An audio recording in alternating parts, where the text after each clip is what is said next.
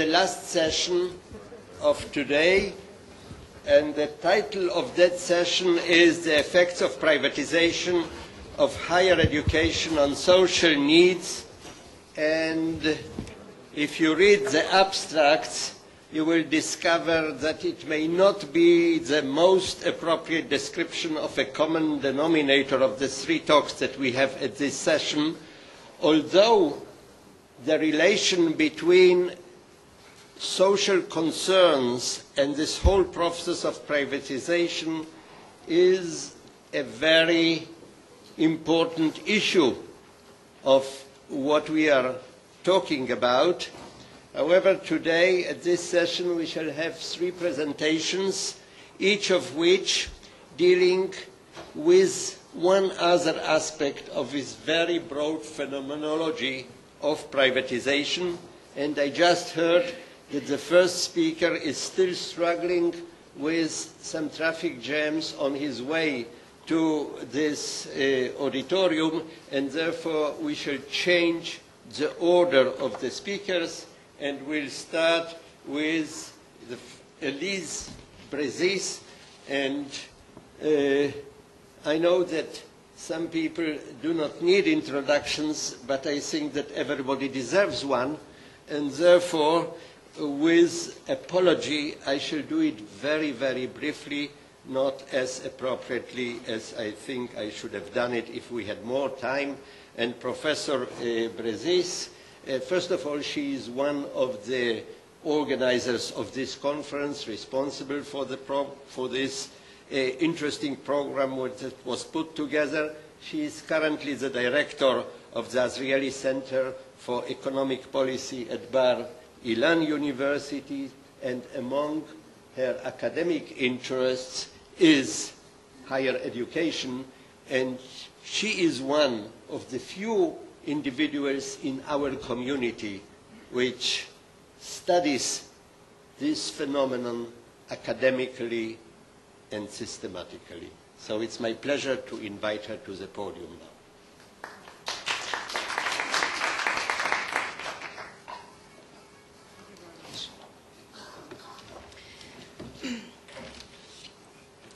I will not start with a confession like Guy. I will start directly by speaking about the subject because it's very late.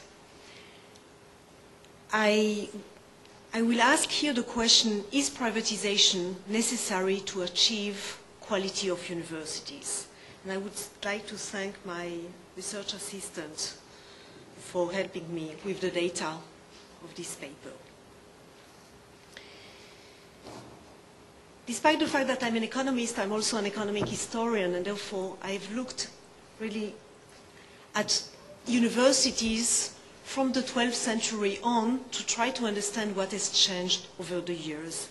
And it's quite clear that if you look at the 19th century, the German ones were the best universities, the French ones were very good, and the universities, when public and private started to be important, 19th century, it was clear that public universities were very good.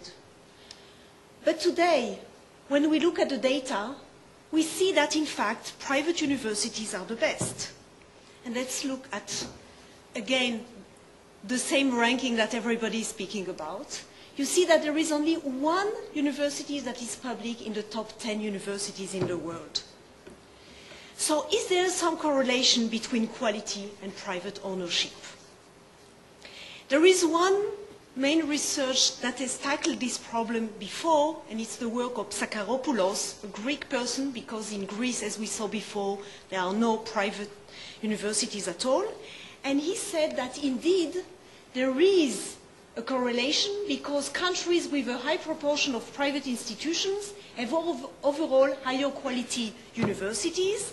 And this was the table he was showing, that countries like the US has very high private share of education, the number of universities in top 100 is high, and so on. And his data was coming from OECD at glance with the problems in the data. So I'm going to ask the same question, but with very different data. I'm going to ask really whether private ownership is a necessary condition for achieving high quality. What I will start first is to ask the question, what is quality? Then I will ask the question, what are the elements affecting quality? I will look at private ownership, but I will look also at flexibility and budgets. And then I will start to do empirical analysis on all those relationships to answer the question.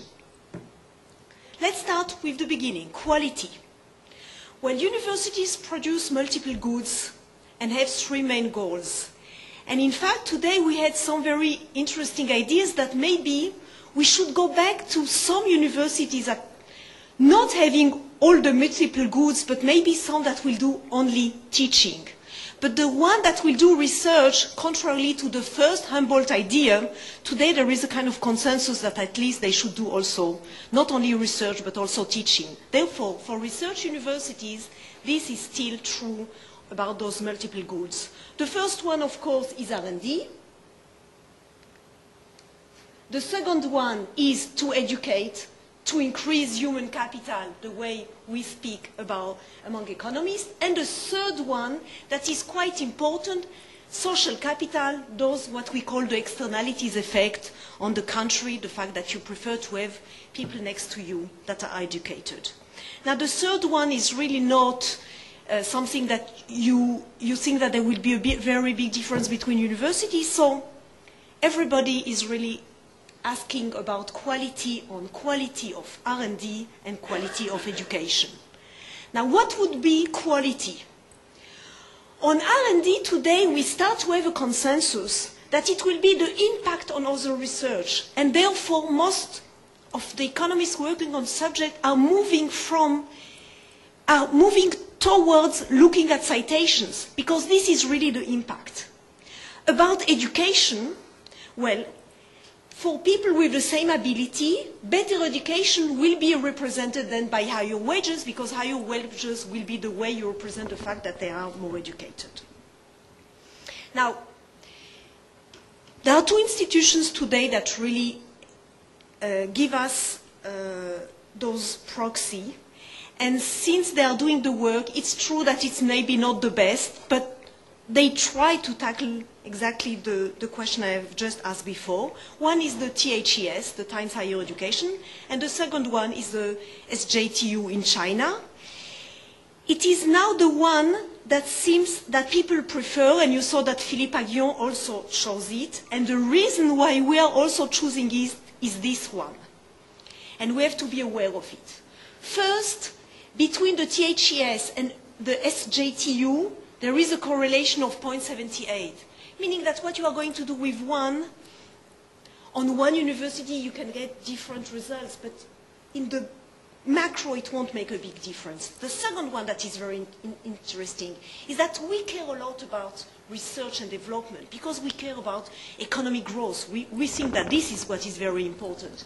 And you see that the SJTU citation and the SJTU overall is very high. This is what Philippe Aguillon told you, that if he would take only citation, it would give him the same result. This is exactly the reason, because we have a correlation of 0.8. And therefore, like him, I'm going to use the SJTU. Now, what is ownership? We got today a lot of different typologies on ownership. I will use the one that speaks about public, private non-profit, and private for-profit. The first group includes all institutions for whose budget the state is responsible. And I'm absolutely aware that we have now private universities that get more public funds than public universities. This is the case in the US, and we are all aware now that you have private institutions that get, and you have public institutions that have to find private funds, either donors or tuition fees. But still, you have this category, and we will see what is really the main point of this definition of this typology. Now, what is interesting is that on the 500 top universities, and we have data, and the universities are coming from 40 countries, only 12% are private. Now, in yellow will be all the private ones. So we will see quite quickly when we move what is happening. You see at the beginning, you have almost everything yellow in the leading US universities.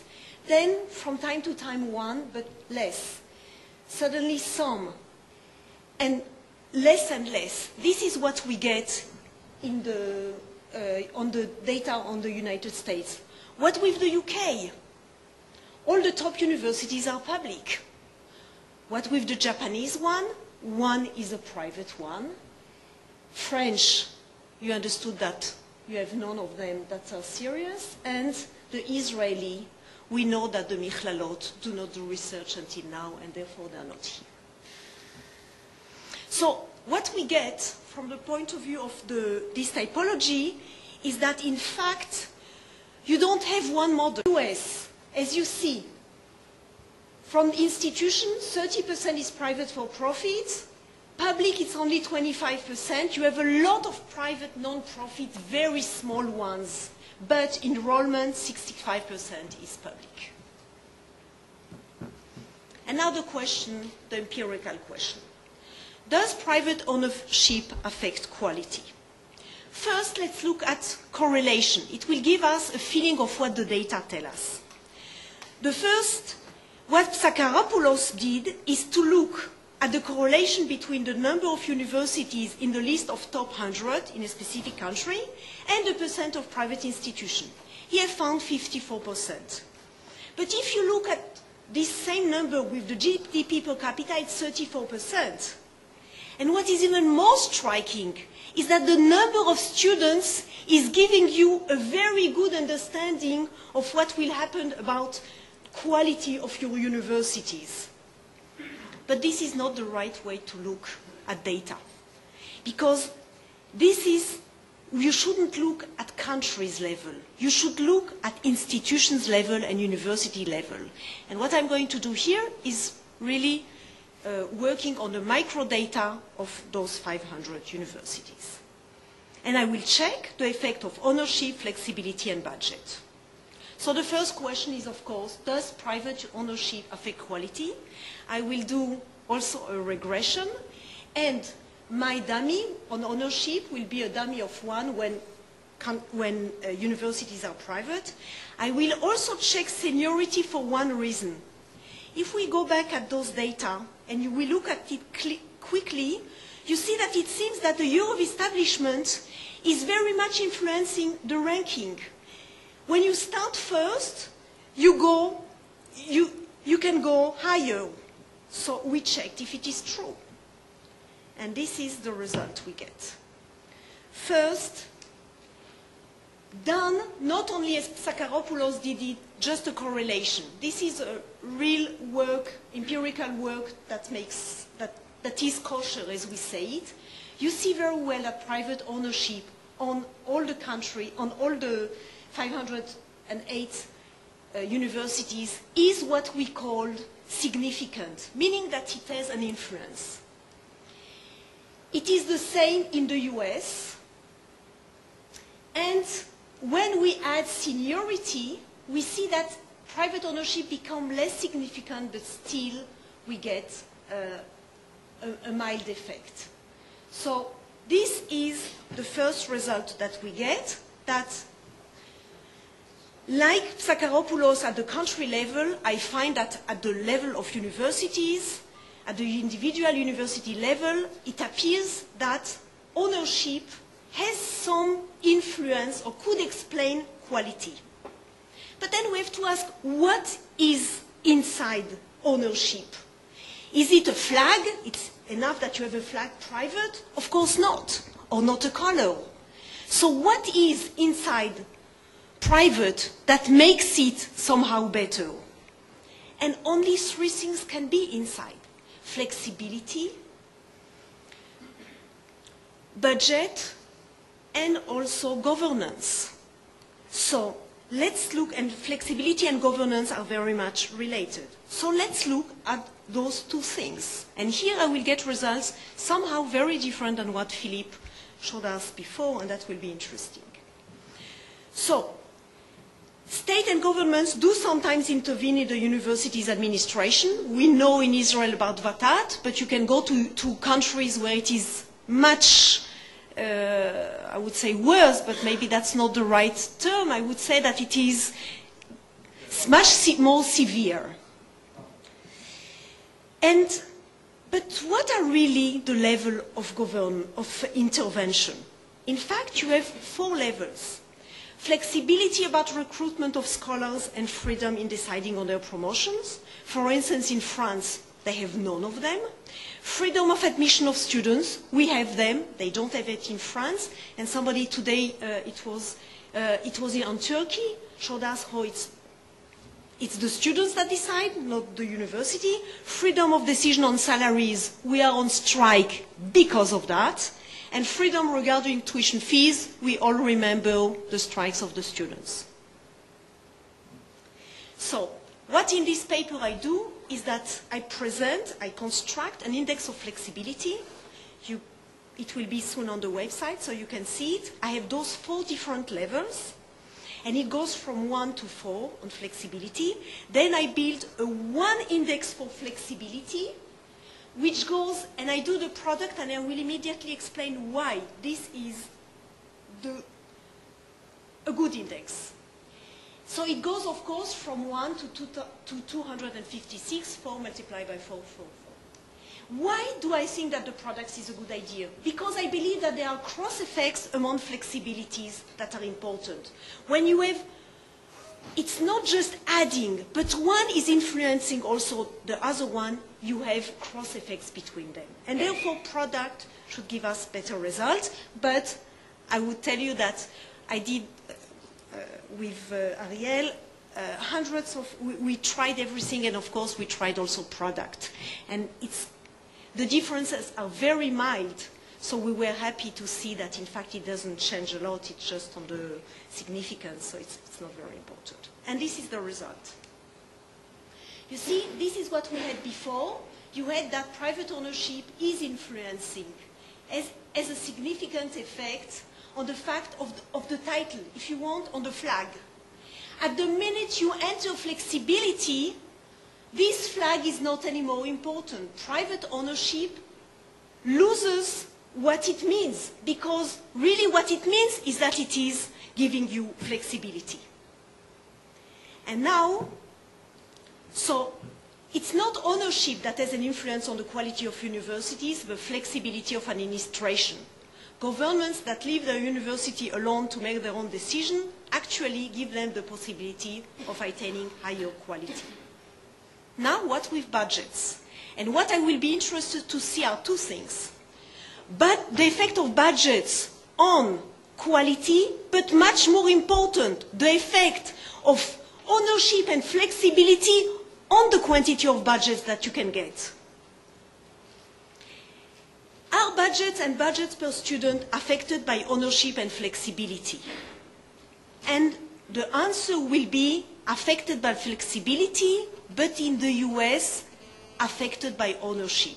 And this might still lead us to think that maybe in the future, in other countries, it can still have an effect, but we will see that at the end, we can even take that out.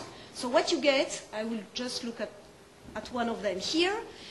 I enter the dummy on private ownership. I enter here this dummy also only for the US and the flexibility. You see that the first, something that is striking for an economist is that we get an R-square of 32% explaining budgets with data that are not related to them. This is something that is very, very strong. It shows that we have a good story. And this story is really flexibility, while in the US, still, you have a kind of effect of the dummy for the US. And when you take out from the US the 20 top universities, this disappears. But it means so that to be at the top, you still have an effect of ownership that we will have to understand from where it comes and to take it off. I look also at budget per student, and we get a very, very similar result. We get we get here, that the flexibility on budget per student is not important, and what is important here seems to be really the private dummy. But when we take out the 21st universities, flexibility enters. But this difference between budget per student and budget will be interesting later on. Doesn't move? Something happened? Roland is not here. Oh, okay, that's it. It's going to move now. In conclusion, flexibility is an important factor in obtaining budgets. And about ownership, there is a main difference between the US and other countries. And now we ask the question, are budgets per se affecting quality? And what exactly are budgets permitting to finance that seem necessary for quality? And if I will ask you this question, before looking at the answers, I suppose that you will tell me that what is important is the number of scholars inside the universities, the number of academics inside the universities. So let's look at the data. First, we get that budget per se is an important explanation of quality. Budget will explain it to you. But what is striking in this table is that what you get is that budget per student is not enough to explain it. The quantity of students is also very important. Meaning that if you want to be good, don't go on small universities. You have an effect of the size of the university. Not only the budget per student is important. What is important is the overall budget. And at the time I have the overall budget, of course the budget per student is not anymore significant because budget is equal budget per student multiplied by students. So this effect is very interesting. Now what is more interesting is that when I have budget per student and students, I still have an effect of flexibility. So those are the three things that in fact influence the quality, or you can look at it as budget itself, but as we explained before, budget itself is very much influenced by flexibility. Now, this is answering the second question that I asked. What is important? Well, you see that what is important for quality is professor salary, non-academic staff, and we are not significant.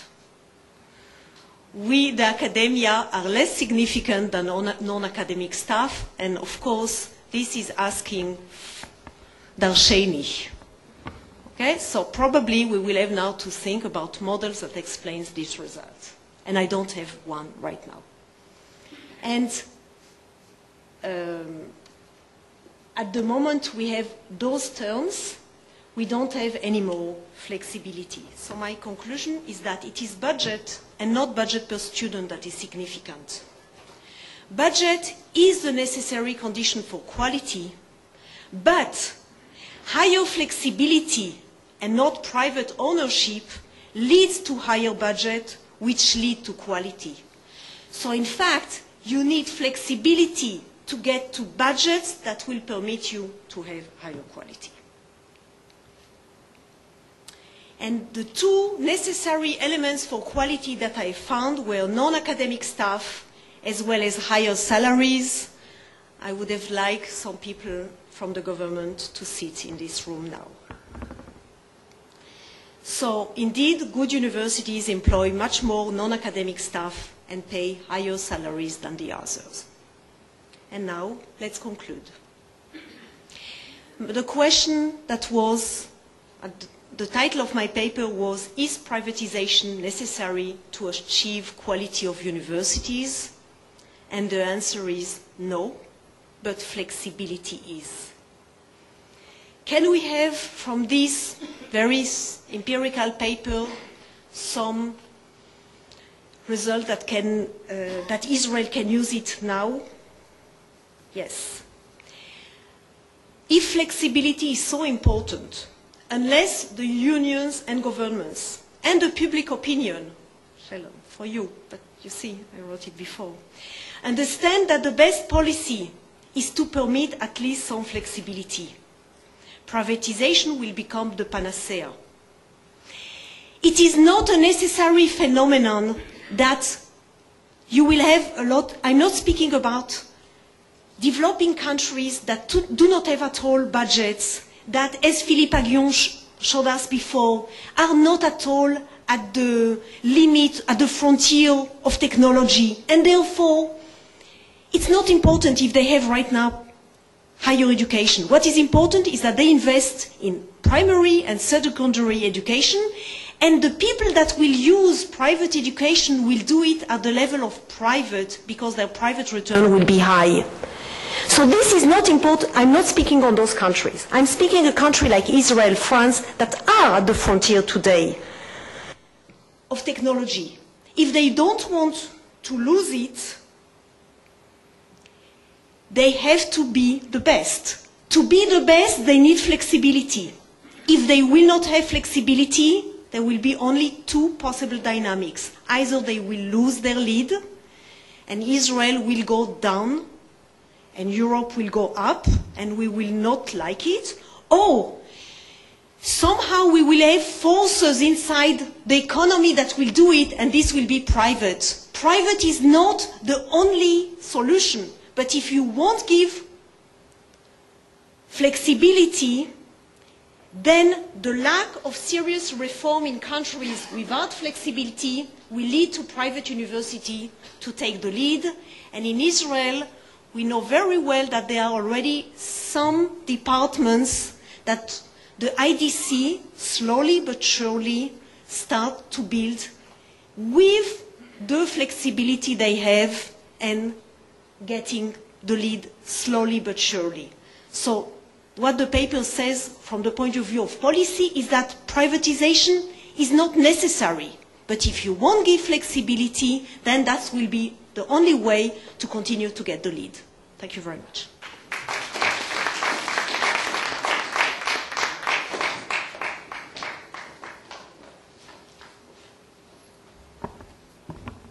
Thank you, Professor Brezis. You raised points that will be a topic of discussion, I am sure, and now I'm happy to tell you that we are back to the original order because Mr. Ranan Hartman finally could cope with the heavy traffic, and he is now here, and he is what one could refer to as an academic entrepreneur, an entrepreneur of social change, and he is the founder and the chairman of the board of governors of one of our institutions that were defined this morning as the non-budgeted colleges, and this is the Honor Academic College, and he will present that institution as a case example with an emphasis of some very specific, unique activity of this young place. Please, Ranan, come over.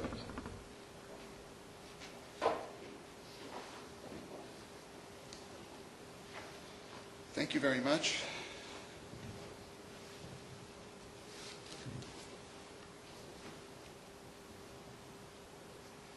The reason I was late, and I am sorry that I'm here, I think I missed 2 minutes. As a chairman of an academic institution that is private, but not for profit, still needs to do some schnorring. And therefore I had... We are able to do that. Okay.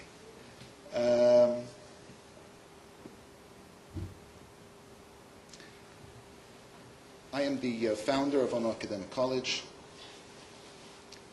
Ono started its operations in October '95.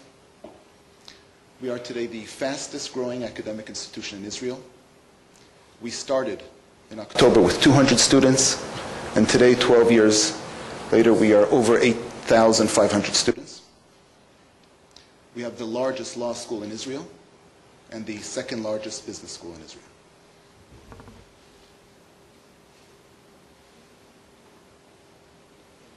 Israel today, especially the academic institutions, are in a very big problem. We are coming into the strike. What is the date today? I'm not following. 79, 81, 78. And it seems that academic excellence is not enough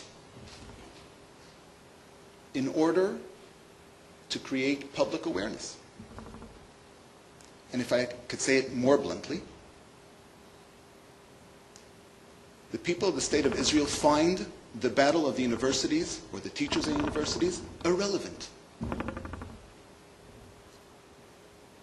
And it's not comfortable to see it. And there is such a huge gap between the important and significant work that the universities are doing and how the people, or as we would say, Amcha Israel, or the common people, feel that this strike is irrelevant.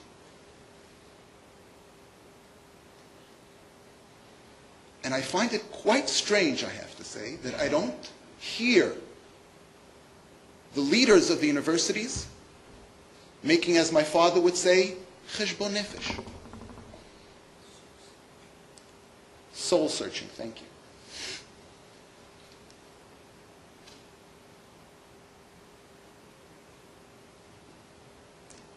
I would like to bring a different model. I'm not saying it's the only model of Ono Academic College. When we come and evaluate our academic staff, there are three major criteria which we find very important. One is their excellence in teaching. I'm not saying what's more important now. Okay? One is the excellence of teaching, because if you're not an excellent teacher, the students won't want to come and won't listen. One. Two, excellence in research. Three, social awareness and social responsibility.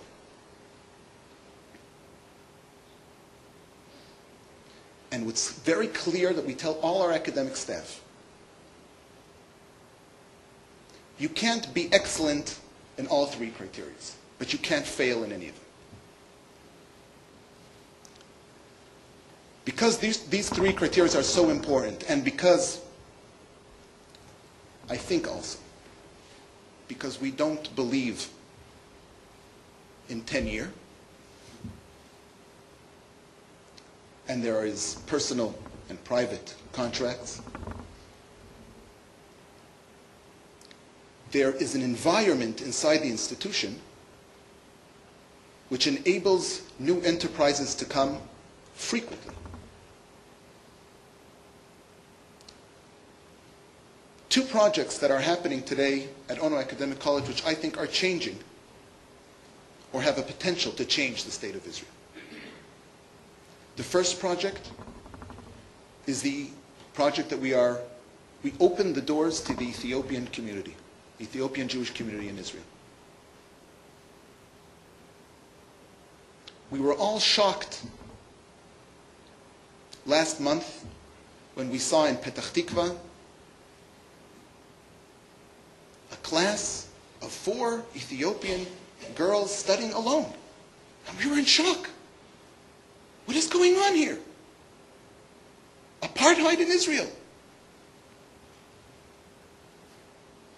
But did we come and ask ourselves, what did the universities contribute? Do we have Ethiopians in our leading faculties? Is there Ethiopian students in our medical schools? Are there Ethiopians in our law schools and in our business schools? The answer is no. Don't tell me that there's one. I don't want to hear about the one. The one is usually there because the president asked the dean, please put in an Ethiopian. I have to give them, when I'm doing my shnorarai, I have to show a Russian together with an Ethiopian with a line of Hine matovu manayim shevet achim gam yachad. What moral claim do we have on Petach Tikva's municipality if she came from one of our leading universities and she didn't see anything else? We made sure all we had to do was open the doors. And I know the claim, affirmative action, what does that mean academically? Where was their psychometric tests?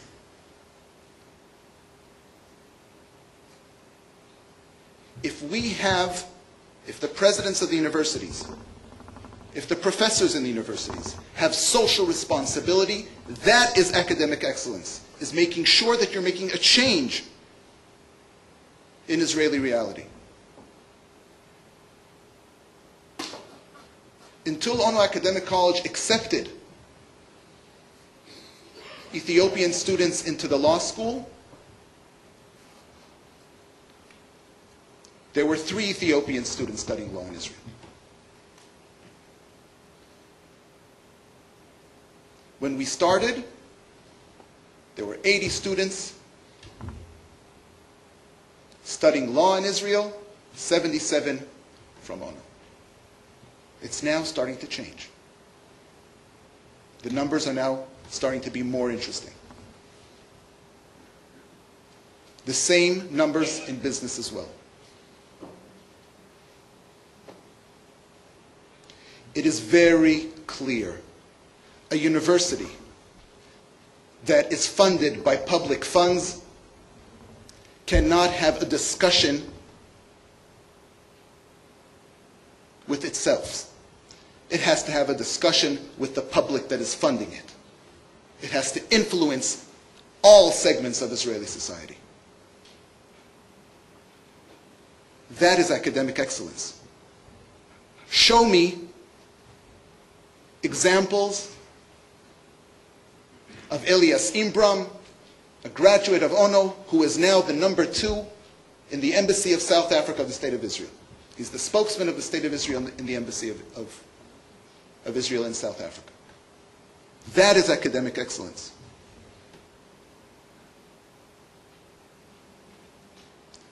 The second project is opening up a separate campus for the Haredi community in Israel, the ultra-Orthodox community in Israel.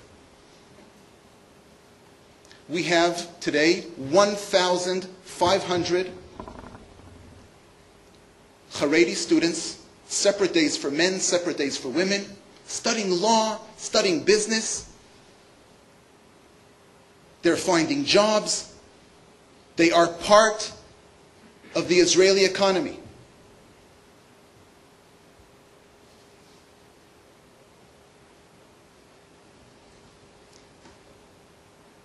What we want to do is to take them out of their ghettos. It is our responsibility as academic leaders. Because social change could only come through academic institutions. But if that's not our language, if we're not even talking that language today, how could we be surprised that the State of Israel seems to find our strike, and I'm saying our strike, because I think it's a justified strike. Our strike is irrelevant.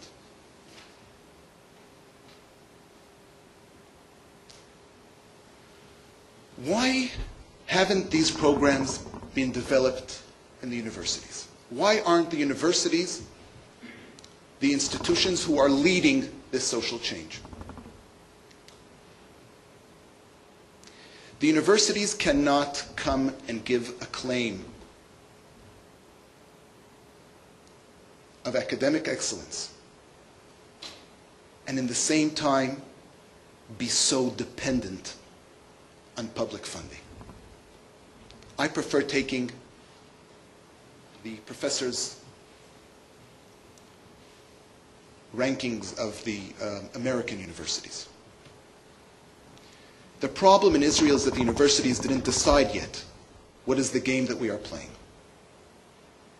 We're saying we are playing Ivy League game, but we don't have Ivy League funds.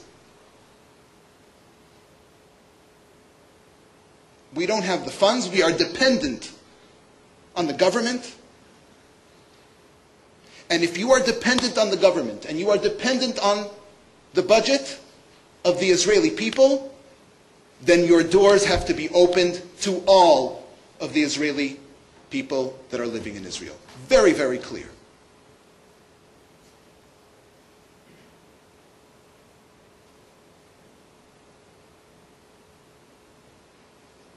I'm waiting for a discussion that has to go on. It has to surface.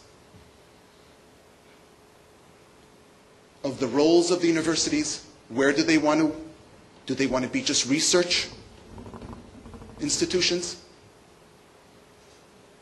And should they be budgeted as research institutions? And then the colleges will take the role of student learning colleges. I think that could be an interesting solution that would solve also budget problems for the universities. But it's very clear. I think this discussion has to take place. I thank you for inviting me. The last point I just wanted to say to the professor. It's not important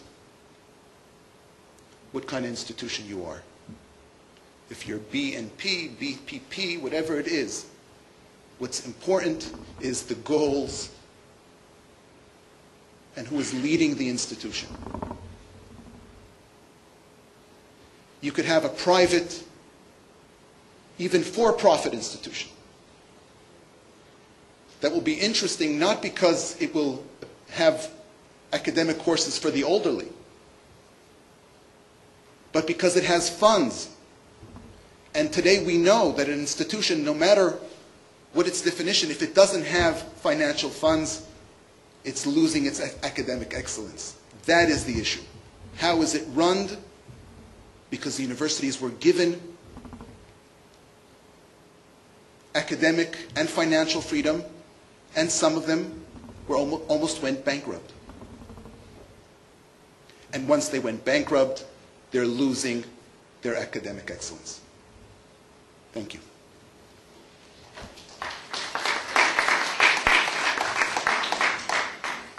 Thank you, Mr. Hartman. I can assure you that most of the issues that you mentioned are the heart of the discussion in our academia.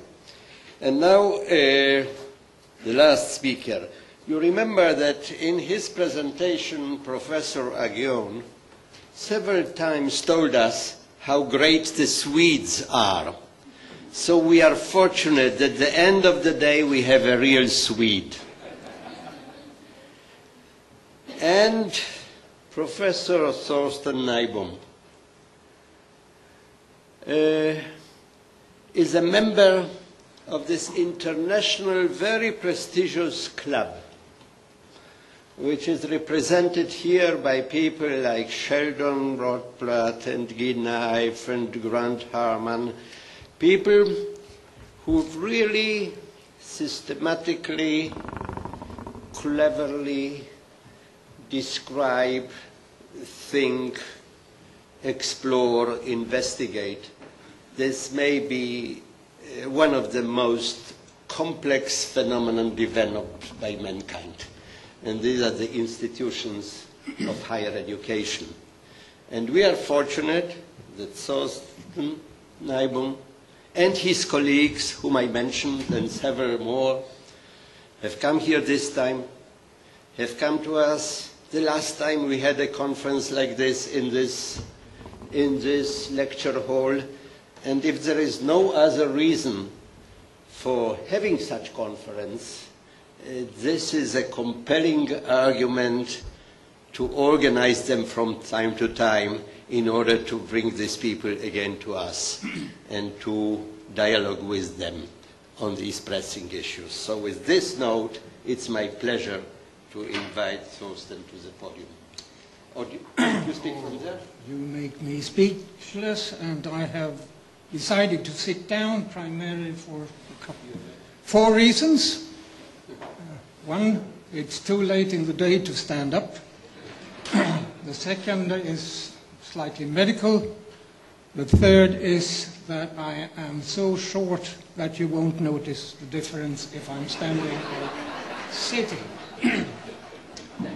And I must, before starting, say that I will have no slides to keep you awake, and I will rarely use the word privatization in my deliberations or ramblings or whatever they are supposed to be, because I think privatization is not an option. It's not an issue in Europe for many, many years to come. But that, having said that, despite your 60 institutions in Germany, I would like to see them. They could get room in your back pocket. Nevertheless, there is an intense discussion going on in Europe, and as you have probably learned from Guy, it's really gone on for the last 2 decades, I would say, and most decidedly during the last couple of years. And it's about an interest all over Europe to increase the institutional autonomy of the institutions of higher learning.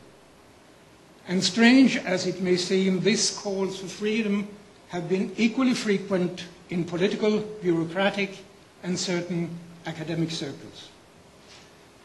The discussions have ranged from rather nebulous proposals to initiate some kind of free academies to more humble needs of renegotiating the 200-year-old Berlin contract between the nation-state and its higher education institutions.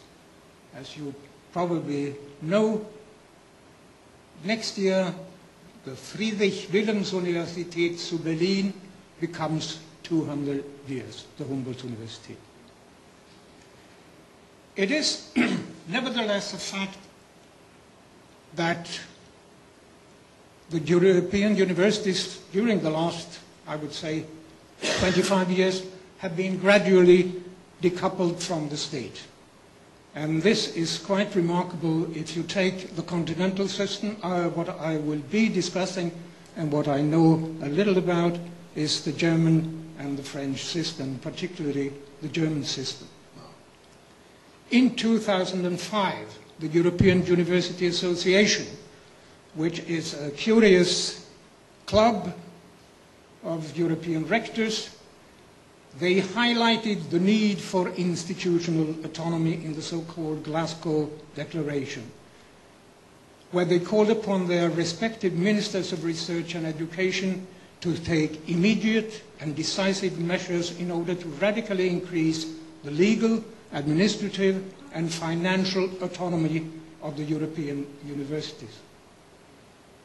According to these institutional leaders, the need for swift and bold action was not only a matter of principles, it was also pushed and motivated by the challenges of sharpening international competition, not only from the old arch enemy, the US, but from Asia, and not least by the demands of the ongoing and accelerating integration on the European level, i.e. the Bologna process. A year later, a similar manifesto was issued by the Swedish Rectors' Conference. And the driving forces and motives behind this heated discussion and supposed urgency for immediate reform are as long as they are well known and must be understood in a wider context of, at least to some extent, global socio-economic and political transformations. And these transformations have, since the year 1989, been particularly prominent in Europe, I would argue. That is after the fall of the Soviet Empire.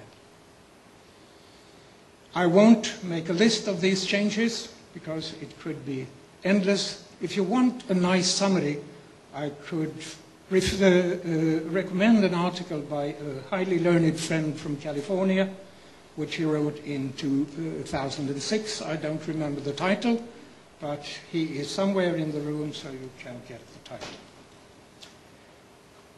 I will try to be short. As I stated earlier, the concept of autonomy has been the key issue. But when discussing university autonomy, one must be aware that the difference between the idealized form of the university and the real institution is becoming blurred. Even if there has always been at least a formal consensus that institutional autonomy is a fundamental necessity to promote change from the inside and thus, at the same time, safeguard the freedom of research and teaching, it is nevertheless debatable if this cherished concept has been uncontroversial even within the internal academic discourse. My old friend, the German sociologist Rudolf Stichweh, has suggested that the concept of institutional autonomy should include the following properties and dimensions. First, the right and competence to make independent decisions on the limits of institutional commitment. Thus, the universities should have the right to decide what they are doing and what their competencies are. Second, the right to endorse specific value systems and define forms of capital, career systems, and incentives. The right, third, the right to independently decide on institutional principles and forms of internal governance. Fourth, the ability to control the criteria of institutional access, both at the level of students and academic staff. The right to define strategic tasks and to set institutional aims. The possibility to identify and determine the formal and informal relations and links to other sectors of society. And last, the duty to assume full responsibility for decisions taken and the possible external effects of these decisions. In short, to be accountable. Yes, you are absolutely right. Accountable hasn't been our best sports in higher education anywhere. It is perhaps unnecessary to point out that the last point indicates that far from the somewhat free-floating vision of an institutional autonomy cherished by some academics, that the university has always been linked to various systems of societal, ecclesiastical, regal, civic accountability. And this unavoidable connection between town and gown will also be the crucial determinant for the future formation and scope of institutional autonomy. This indicates that autonomy is always historically situated and must be understood as a relative dimension with crucial impact on the way higher education and research actually function in a particular historical and societal set of circumstances.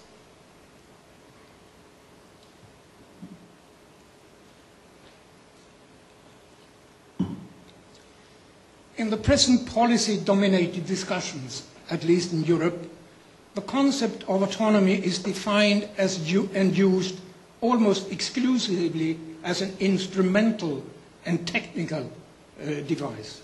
It is presented as an operational tool accepted by the state as the best practical means for running university business efficiently. This in turn leads to the consequence that the societal responsibility and hence also the accountability towards society is understood and implemented not in a procedure of negotiation between universities and representatives of society about the balance or trade-off between certain academic values on the one hand and duty to provide society with certain public goods, but as an operational objective technical formula consisting of a rigid set of quantitative indicators. Against this background, it is no surprise that the most frequent argument in the public rhetoric of almost every European government representative to promote swift reforms in order to enhance university autonomy has nothing to do with academic freedom. The increased autonomy is supposed to strengthen the university's capacity to respond immediately and efficiently to explicit demands coming from what's called society. Thus, autonomy has basically had a management dimension and nothing to do with the value base of academic institution. Accordingly, the buzzwords in this city. Thus, autonomy has basically had a management dimension and nothing to do with the value base of academic institution. Accordingly, the buzzwords in this so-called reform agenda are competition, flexibility, responsiveness, innovation, and last but not least, leadership. Universities are no longer primarily perceived as self-reproducing cultural institutions, but rather as clearing stations between academia and the national regional economy. At the same time, the collegiate structure of decision-making are automatically and routinely supposed to be too cumbersome and almost archaic, and power is gradually transferred to smaller selected administrative groups and even individual offices. By the introduction of what's been called new public management, it has also become quite obvious that higher managerial positions in the universities are no longer automatically linked to academic excellence. And I do maintain that recruitment strategies, decision-making procedures, and structures in many ways correspond with what is conceived as basic values and missions of an institution.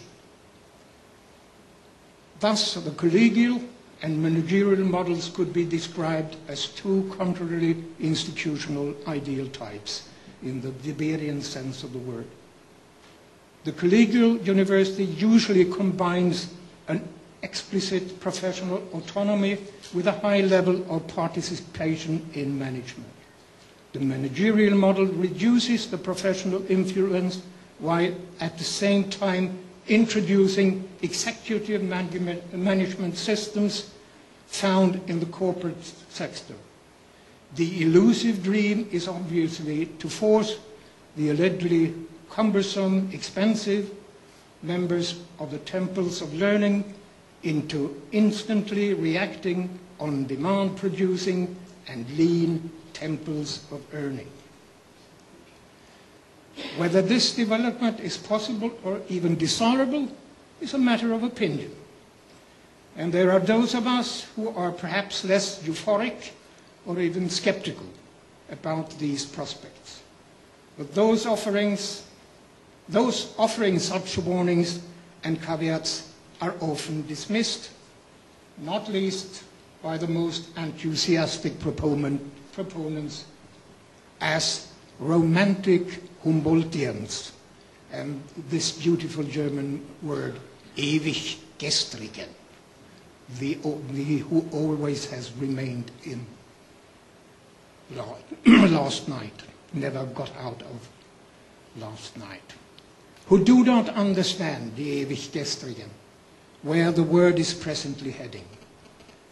And interestingly enough, it should be noted that not few of the most fervent representatives of the new entrepreneurial creed are to be found in academia, notably among the European rectors, some of whom almost seems to be living in Brussels, not in their own institutions.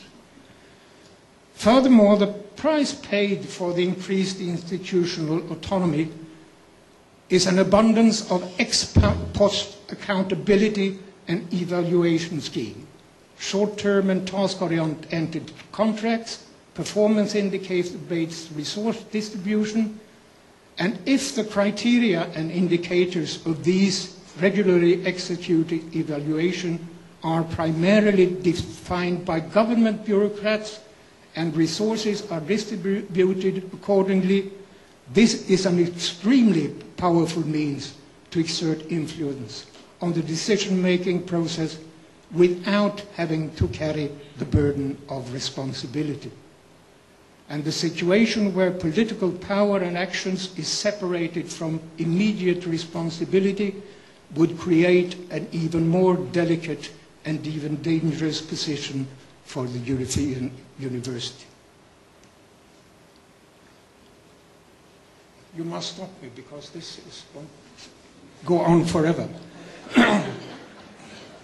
I'm getting so agitated.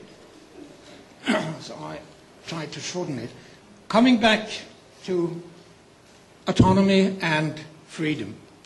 Autonomy is a heavily value-loaded concept. Freedom, and especially academic freedom, has even stronger value connotations. And while institutional autonomy has been central in the intense discussions on the acute need for institutional reform in Europe, academic freedom for the individual academic teacher seems to be a non-existing problem. It seems to be taken for granted that if institutional autonomy in some form or other is granted to the universities, then academic freedom will somehow automatically follow. In reality, the tensions between individual and institutional autonomy are obvious. Academic freedom refers to the actual working conditions of the individual faculty member.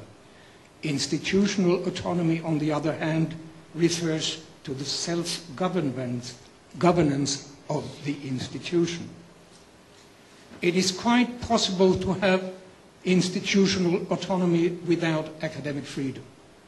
And as shown in many European historical cases, it is equally possible to have almost total academic freedom without institutional and or financial autonomy.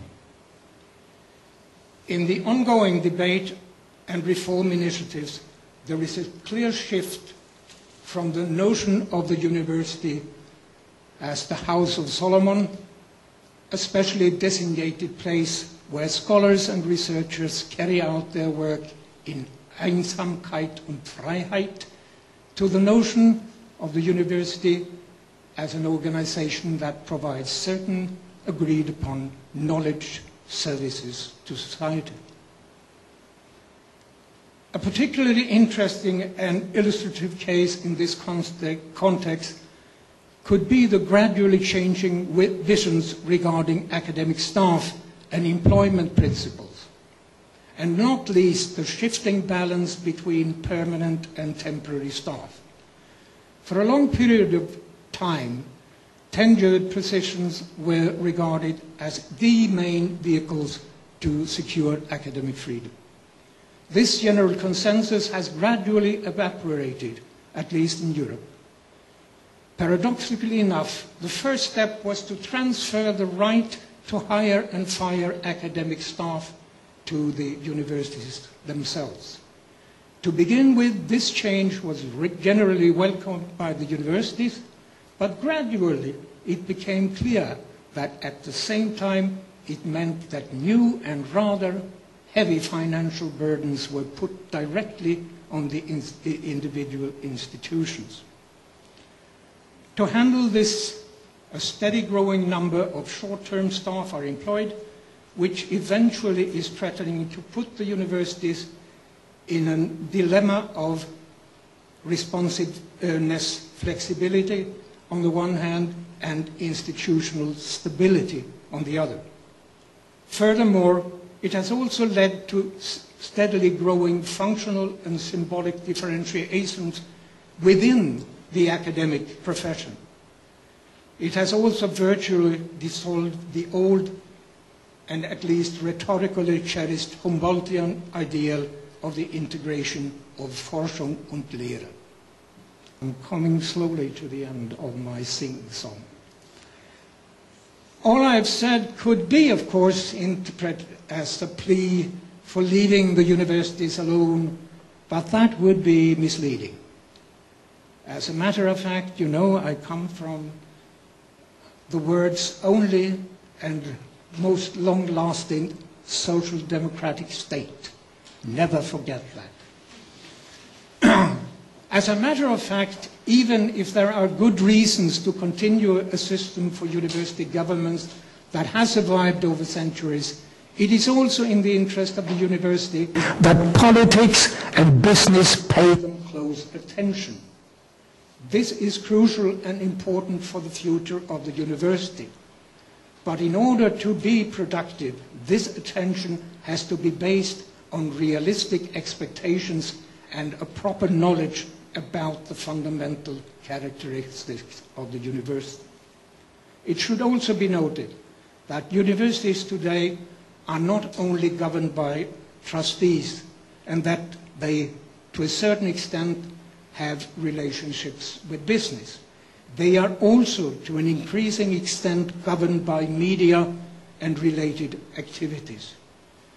This, in turn, has implied a tendency to focus less on what scholars actually have to say, content, than on where they say it, publication outlet, and who has read it, citations.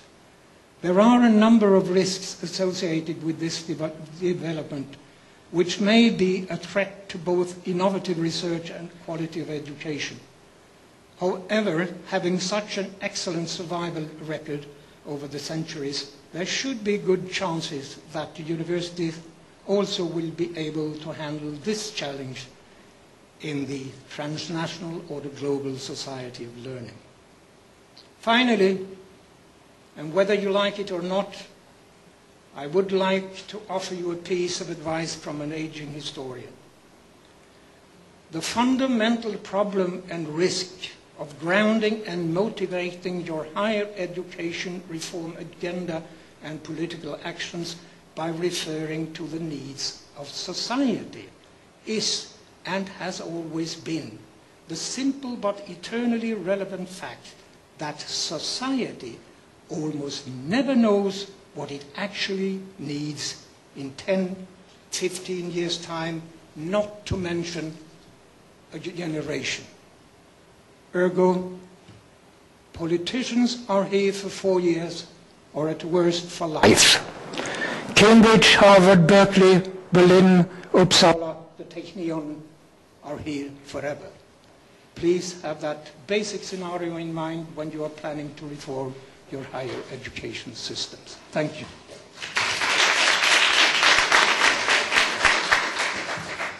Thank you very much. Now, I'll ask please, Ranan, Elise, please join me here at the table on the stage. And I'd like now to call upon Yaacov Iram to discuss the 3 papers before we open them for questions. And Yaacov Iram, the most important thing that I can tell about him is that he is a very active member of Bashaar. Next, he is a former dean of social science and Bar-Ilan University, and his academic interest, among other things, is the study of higher education in an international, comparative, and historical framework. Yaacov, please come up.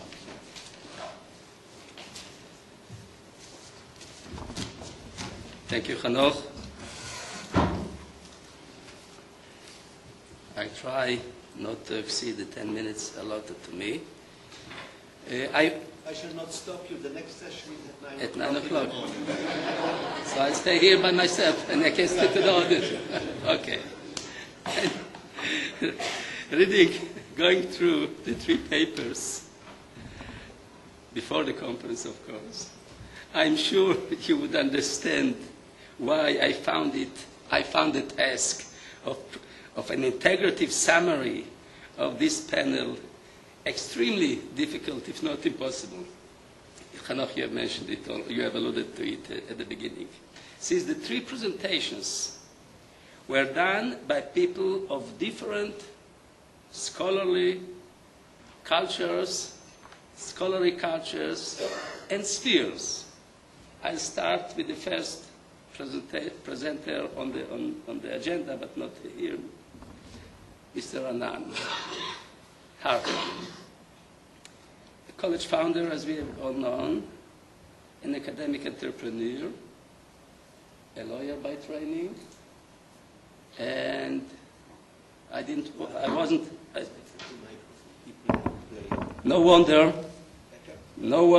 he presented as Yaacov of the university system, and of course a defending presentation of his client, of his association. I don't want to get into details, but I'm sure that the audience will raise some questions, but Mr. Hartman, the university which is next, most close to you, to Honor College, Bar-Ilan University, if you look into what they are doing socially, you will find not less to be doing for society, and that's only an understatement. As a comparativist, you frequently quote, there is a simple dictum, those who know only London don't know even London. Now, the next paper was done by an economist historian, Professor Brezis presented herself, and the final one by an historian who presented to us a critique of the present thorough state of the European universities reform, so-called movement. No wonder their perspectives are entirely different. I'll therefore try to refer mainly to the issue of this panel, social needs or social responsibility, which was done mainly by Mr. Hartman. But I'll do it in general terms, starting with 4 WH questions. Where are they? In the periphery, and in parentheses, as all of us know, there is of course an urban periphery in Tel Aviv, in Haifa, let alone Jerusalem. And the periphery not just geographical. Then we come to ethnicity, etc. Now, when we talk about periphery, we should bear in mind that privatization, at least the universities, the colleges that were established in Israel, are not in the center of Israel, as we used to say, between Gedera and Hadera, but between Rishon LeZion and Netanya. That's the periphery of that's the spread of the colleges. I would like very much to see an entrepreneurship of opening a college where there is most needed. Note the disturbing picture that we were presented this morning in staff's presentation. A picture portraying the profile of the student, his socioeconomic background in the private colleges. I leave it as a question mark. I'm sure that people will refer to it. 2, the next WH question is, what are these needs? Economic or rather sociocultural?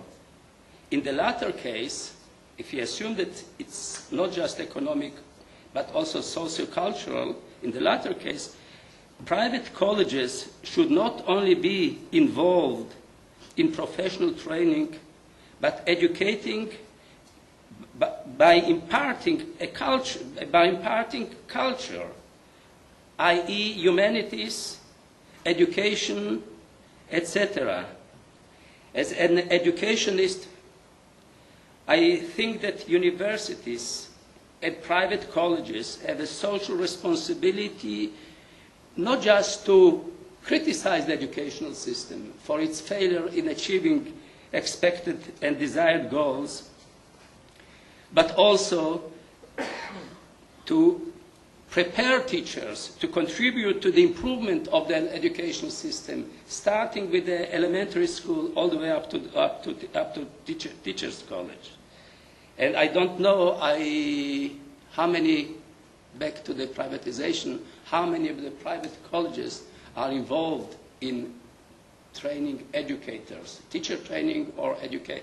At least one of them I know that is preparing teacher administrators, special education teachers, and the like, because these are the most looked for vocation or in education. But no college that I know, no private college that I know is dealing in education per se, in preparation of teachers per se. The third WH question is who? Who should respond or supply these needs? The private colleges from their own funds, or, more likely of course, the state through Vatat should maybe compensate them for these non-profit activities. And finally, how? Last question. How to provide for social needs? We have witnessed today, in one of the early morning sessions, two models, or sort of models. The Indian model of private universities, which is commercialized, driven without too much care of academics and standard. And I don't know whether I should call it a Turkish model, but at least the Bilknet model, private university. I must say that I envied the presentation by director of Bilkent University, where all what was, as you mentioned, all history students, mind you, not nanotechnology students, all history students are on stipends, are free tuition students. I wish some of our universities would follow this lead. Our public universities follow these leads, including involvement, active involvement in teacher education. I would like to, I could of course go into details, but I would like to conclude with a few words of caution, or rather realism, quoting an American author and critic, Henry Louis Mencken, 1880-1956. His words might add a cautious perspective to the current situation and future challenges we presently face in regard to privatization of higher education and its effect on social needs.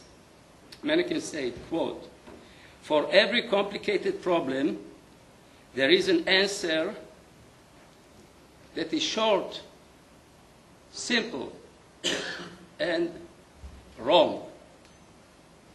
And end of quote. There is indeed no short and simple answers to the question of the effects of privatization of higher education in responding to social needs.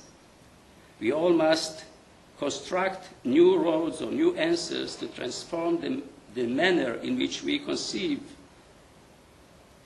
in responding to social needs through higher education, private or public, and especially in a heterogeneous society such as Israel, with the need, and it's not just economic, but also security problems, where these two affect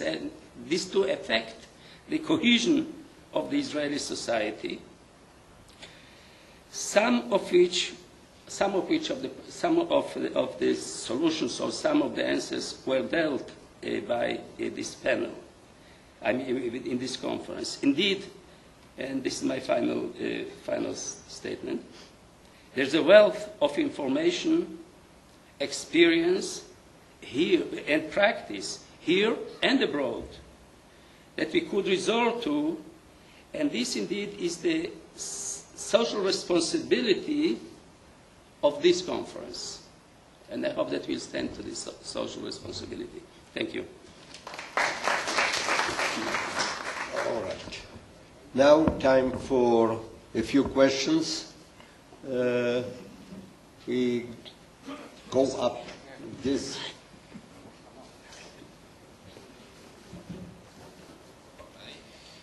Zev, Stephen, Guri, Yaacov. Yeah.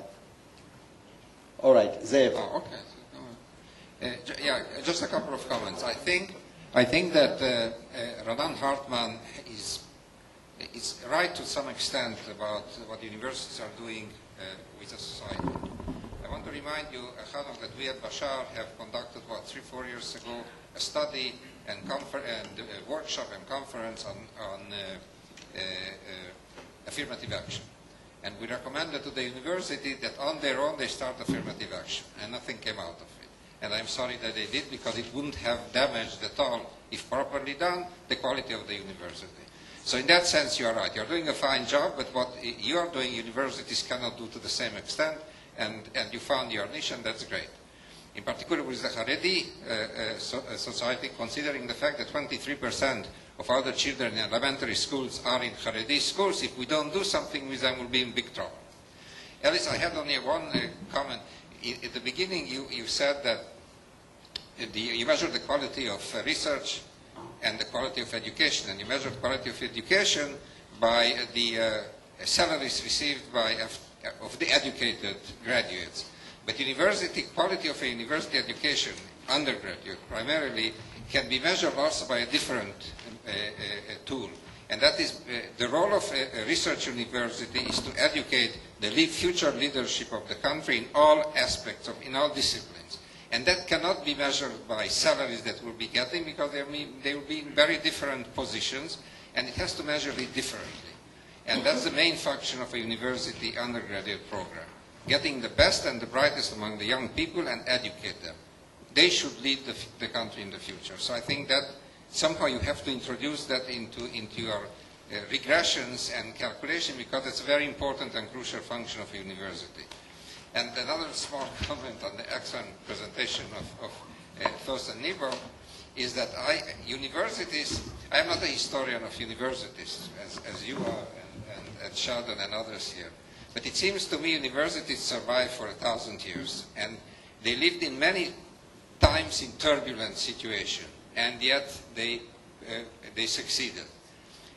Now it seems to me, in this modern global world, with the huge demand and mass education, there are almost tsunami forces that come up against the universities, and the question is, can they survive it in the form and with the spirit that you described here? So maybe we are living in different time. For 1,000 years it went well, now maybe we are facing more difficult problems, and the question, can we overcome them? Let's proceed as follows. There was a remark or a question to each one of you. Please take a note. Let's hear all of them, and then I will let each of you the final word, to have the final word. Yes, Stephen. Okay, thank you. In relation to Ranan's very interesting presentation, I'd like to comment on the contribution of the budgeted system. So if you look behind you, you'll see on the slide, just behind you, in relation to the Ethiopian students, and the source is the Students' Administration of the Jewish Agency in 2005, we can see that altogether we had over 1,000 Ethiopian students, of which about 53% were in the universities. And of those 53%, we can see that in the main campuses we had about 32%, and the regional colleges 21%. And the non-budgeted colleges, we had only about 14%. So in terms of the Ethiopians, the universities actually carry a great burden for this social need, of which Bar-Ilan has the highest number, total number of Ethiopians. And that is one point to make. And please, if I could see the previous slide, the one before, slide number 20. Are you able to go back one? Oh, here it is there. And the total numbers of immigrants, you can see that in the budgeted colleges we have about 5%, but in the non-budgeted colleges we have only 2% of the immigrants. So here again we see the contribution of the budgeted system. And also just may briefly just commented, ultra-Orthodox, we have several centers, and we invest quite a bit of money for the ultra-Orthodox, and we have centers outside campuses, also in Jerusalem, and also in Bnei Brak, which is the ultra-Jewish religious area. And also we spend approximately 100 million shekels a year. By Bar-Ilan. Bar-Ilan is leading. Yes, Bar-Ilan also, yes. I mentioned before Bar-Ilan in terms of Ethiopians, in reference to Ethiopians. But also we spend about 100 million shekels for preparatory courses to enable those that are not privileged and don't come from the proper academic background to be able to enter the institutions of higher education. Thank you. And the first Ethiopian council who served in Chicago between 1996 and 2000 was a graduate of the Hebrew University. Okay. Let's say Oguri. And you will be next, you next, Yes, and you will be the last one. I have one question and a comment concerning the indicators of Elise Brezis about the overall budgets of universities versus budgets per capita or per student, indicating quality and other indicators of quality in universities, among universities. And I was wondering, considering some universities in the States, especially in the States like Caltech or Stanford, with a small number of students with huge budgets, but still the budgets are less than that of UC or other big universities in the United States, or Yale and Princeton versus SUNY or Ohio and so on. And that, I don't know if that indicates quality or the best indicator is still, I mean, concerning budgets, is budget per student. And a comment for Ranan Hartman's presentation is that I fully agree that there is for higher education a social mission, and a very important social mission. But if we look for the beginning of the 90s, when the huge massification of higher education occurred, with the influx of immigrants and the number of students entering from the cohort into the higher education system, we see that those institutions that carried out the largest mission, social mission, were first the universities and then the new colleges, academic colleges, that are scattered all over the periphery. And we can see it quite clearly. And I'm not saying that there is no place for privatization in Israel, because it brings more competition, more flexibility, and other aspects of good things into the system. But still, I mean, social missions are still carried out by the government and by the public sector. Thank you. Morton then. I'm just looking to one or two comments on Elise Brezis' presentation. I like the conclusion that flexibility is the key, not ownership. I tend to believe that. So it's nice to see that it comes out of a quantitative analysis. Although as a physical scientist, I find an R-square of 0.3 remarkably small. Some of the conclusions were interesting, though. The fact that size matters, the fact that non-academic staff matters. The latter, again, to a physical scientist, is a no-brainer.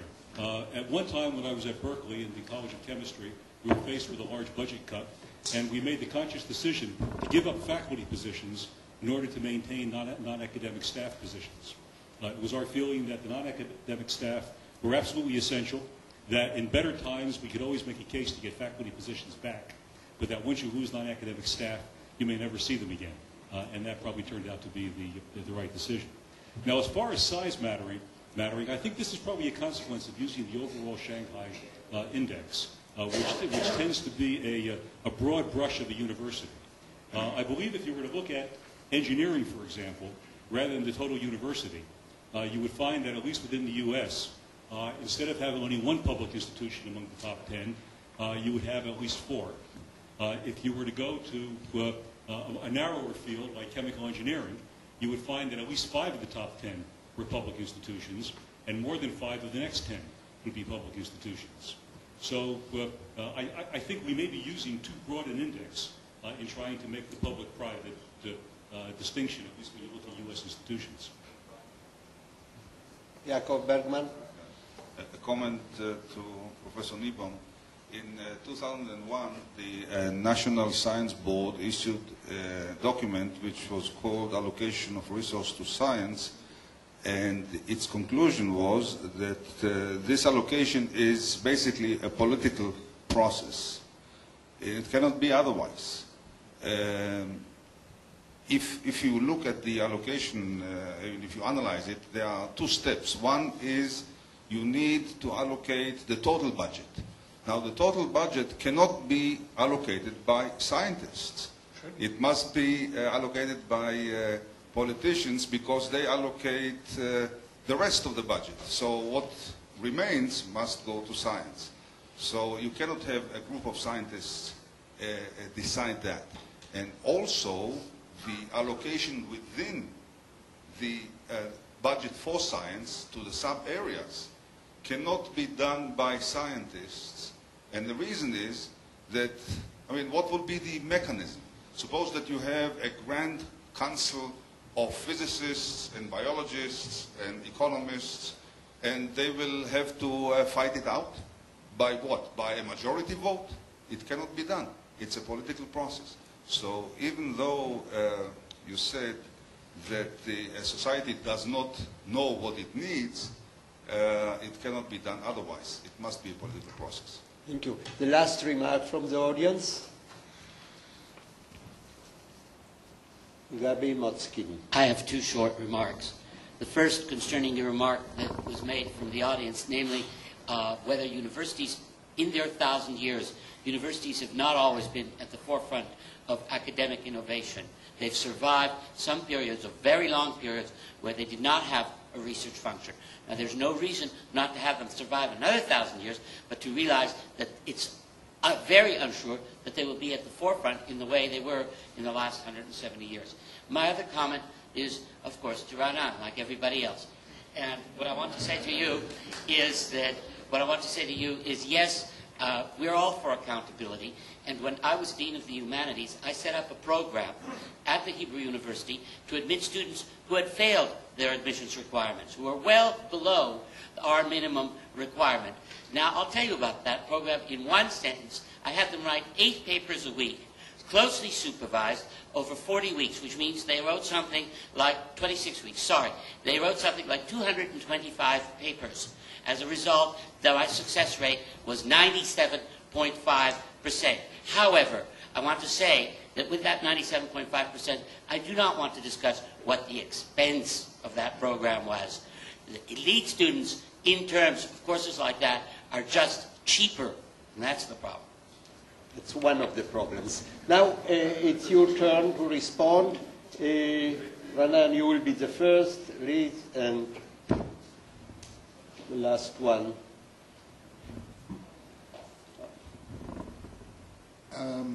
A general remark that sometimes I make an error in which, and I can't hide this, the social issues, and this is the topic, burns inside my heart. And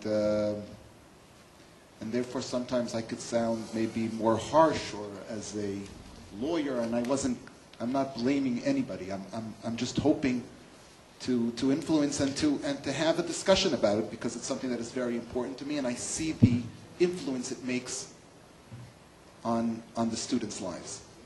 Now, so first of all, a general sorry. About the charts of the universities.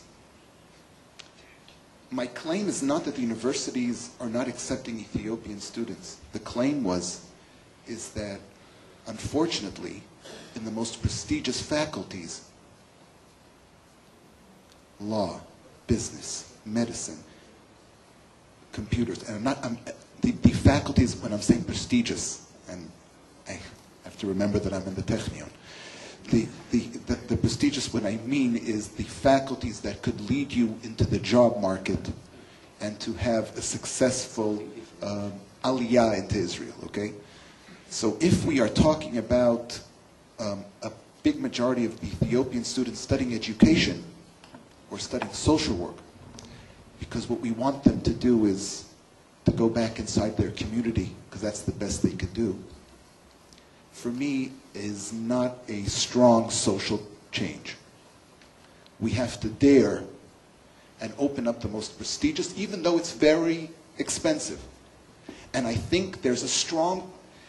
I met Professor Grossman, the head of Vatat, and he told me that he had to give back funds to the government because he doesn't know what to do with it. He got too much money for Ethiopians and for Haredi students. Meaning there is money for these issues.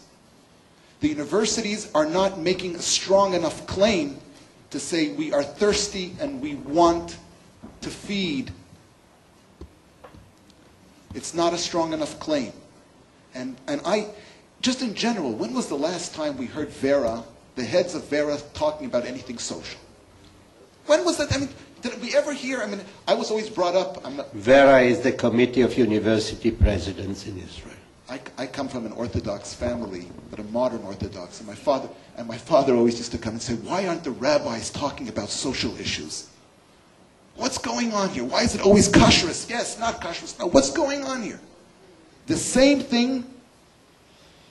My claim is towards the academic leaders of the state of Israel who are not making sure that social needs are in the top of their agenda, together with research. I'm not saying, it's always very easy to say, oh, you're talking because Ono Academic College has no research. Guys, I have news for you.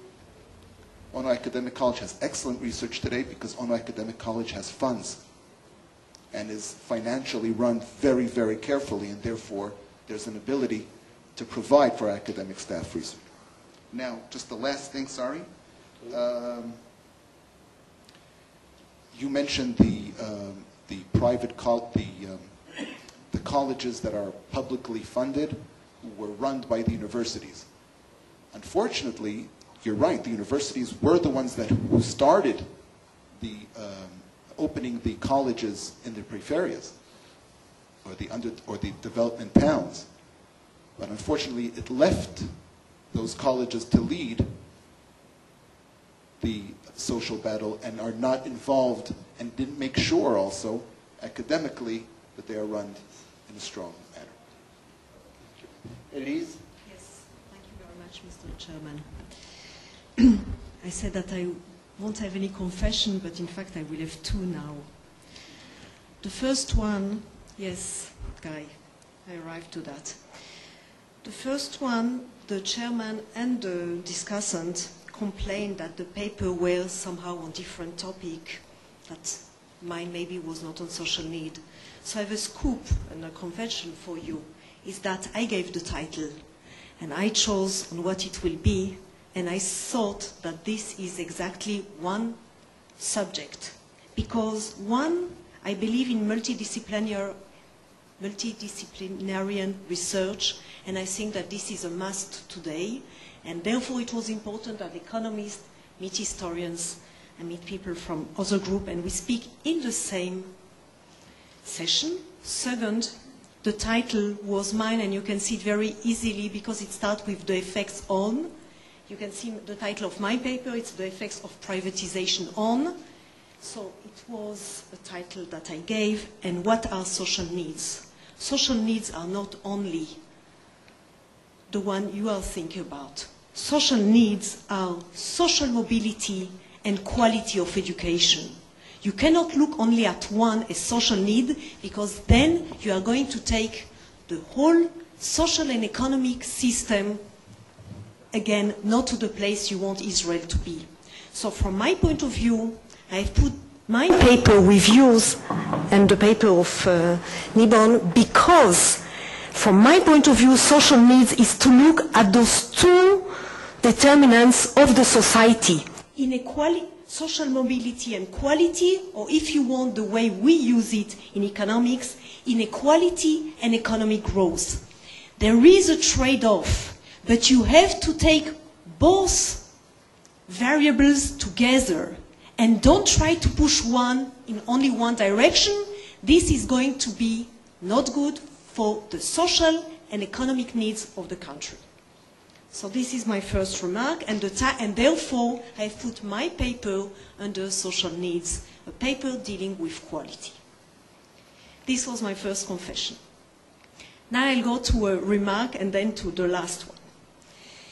Guri has spoke about the fact that I've used as indicator budget per student, etc. I would like to make it very clear.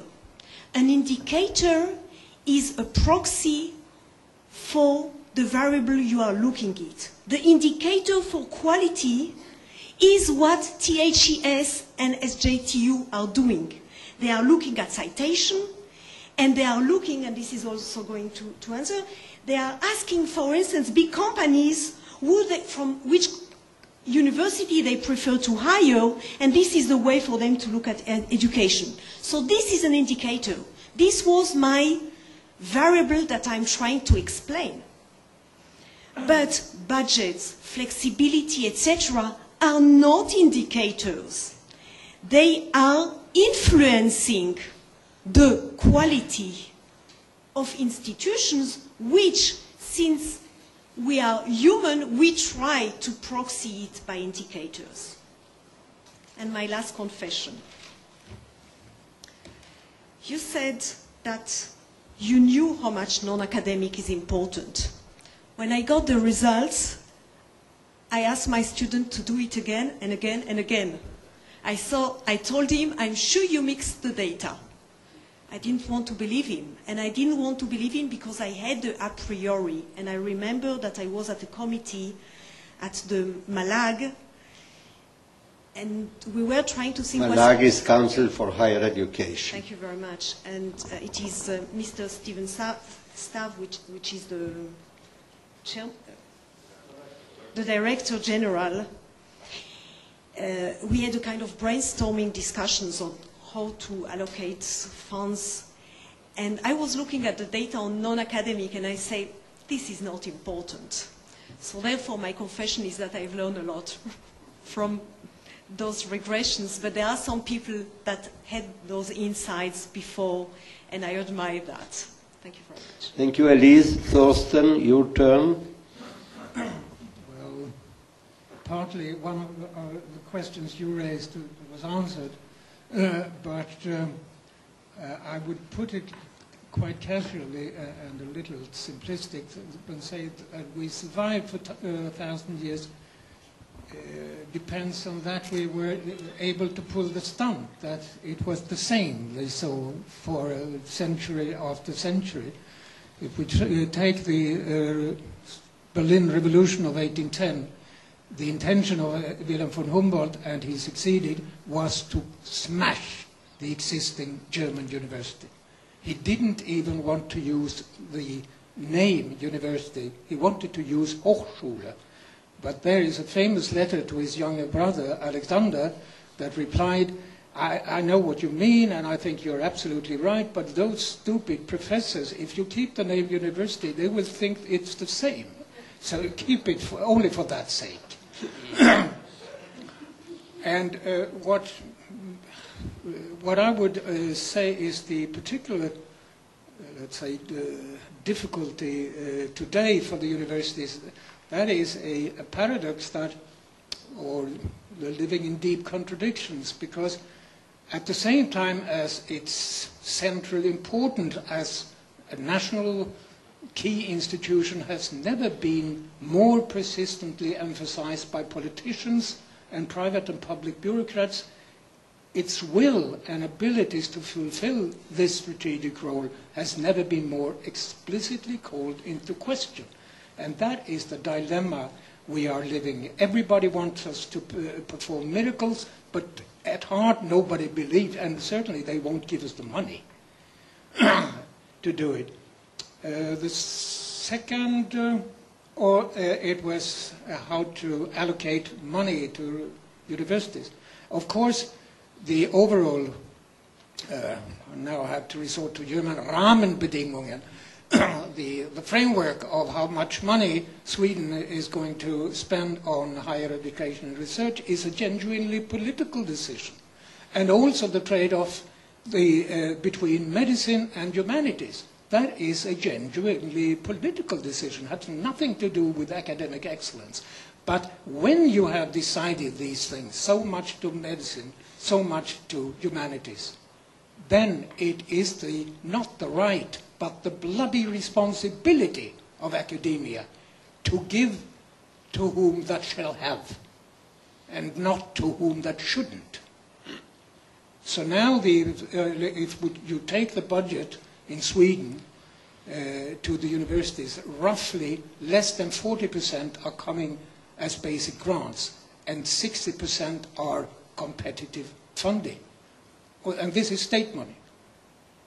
And that's probably why those silly tables from Shanghai and other places up there, because we have had a lot of Nobel Prizes, but I don't know if an institution is better because it has a lot of dead Nobel laureates instead of fairly decent living, at least, researchers. And it's a very curious criteria for myself, for my part. Well, I'd like to... You want to make one comment? Yes. You are entitled to that. I find myself again in dispute with you, Mr. Hartman, and all of us who think that Ethiopian doctors, lawyers, MBAs, etc., will do anything to alleviate the plight of the Ethiopian community, to alleviate the breakdown of the family system, violence, and so on and so forth. Educators, teachers, social workers, youth workers, which are not the most prestigious fields of study or professions, they are those who will help out. And if we look for a social mission, every institution, including the private institutions, should aim at this type of training. Now, I'm grateful to the speakers for keeping their time, and that allowed us a very lively and significant audience participation. And I'd like to conclude this session. 1 second. Oh, you have... Because I forgot to thank you for inviting me again. And last time I had the privilege of bringing 2 Nobel Prizes to this institution. Alas, this year the Swedish committee hasn't been that grateful. Okay, so let me just conclude by expressing gratitude and admiration to all those who spent the last 10.5 hours in this lecture hall.